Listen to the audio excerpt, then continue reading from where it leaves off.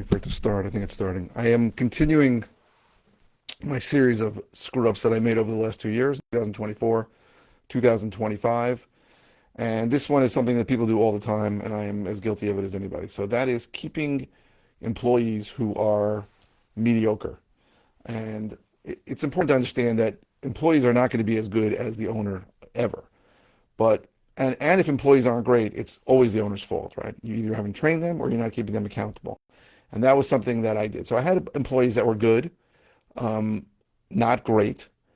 And what I started noticing is that their conversion rates to get a lead to appointment was really dropping. And anytime I fielded a call, my conversion rate was like 50%, 60%, and theirs was much less. And I wasn't holding them accountable, which is my fault.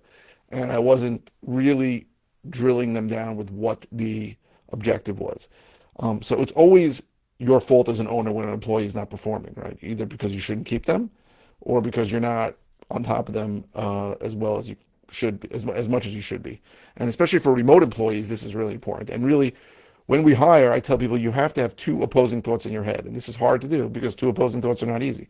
But the first thought is, this person may not be the right person, right? And we all think that we're going to interview and we're great and we're going to only hire the best people. The second thought is, especially for remote employees, I need to support this person and speak to them every single day. Those are opposing thoughts, right? Because if the person's not the right person, I don't want to invest a lot of time in them. And so why would I spend the time on them if they're not going to be the right person?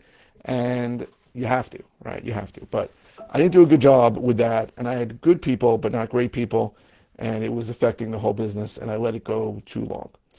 So I'm not saying those employees couldn't be good in another seat somewhere, a different part of the company, or they couldn't be good working for somebody else. They could be good. These are not bad people, and I've had employees on several occasions, remote employees who took jobs working for other people. I've had employees who were, stealing deals from me and giving it to other people. So that was not the case. These were good people. Just I wasn't able to be on top of them the way I should be. And some employees can thrive in that environment and some can't.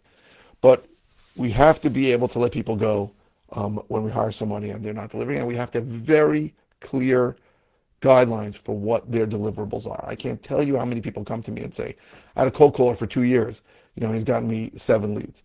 I'm like, well, what are you expecting to get out of this, right? They don't even know what they should be getting, right? A good cold caller in 8 hours of calling should get you 1 to 2 leads. And I've had people tell me all kinds of things about remote employees that they have no idea what the metric should be, no idea to hold them accountable, and that is a huge mistake. Don't hire somebody unless you know exactly what they're providing for you.